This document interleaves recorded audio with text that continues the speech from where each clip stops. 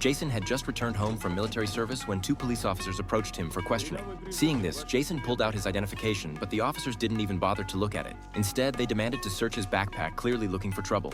Not wanting to cause a scene, Jason set his bag on the ground. After finding nothing in their search, the officers turned their attention to Jason himself. He had no choice but to lift his shirt, revealing a knife at his waist. The two officers immediately raised their weapons and issued a warning. Jason explained that he had a permit to carry the blade, but they confiscated his military knife anyway and prepared to arrest him on illegal weapons charges. They handcuffed Jason on the spot, but even that wasn't enough for them.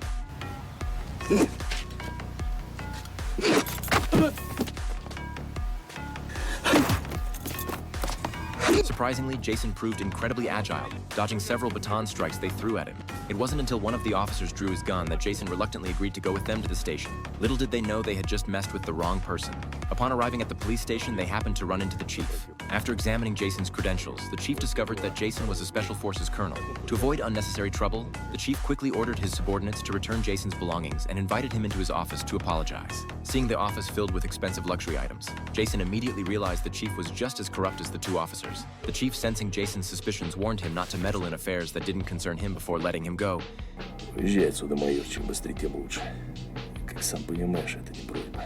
Jason ignored the warning and simply walked away. As he left, a familiar face approached from the opposite direction.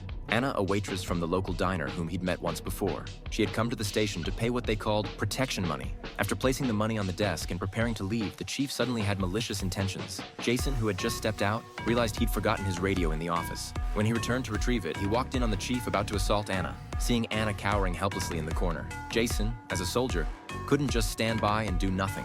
The chief, his mood completely ruined angrily, told Jason to take his things and get out, but Jason was already prepared for a fight.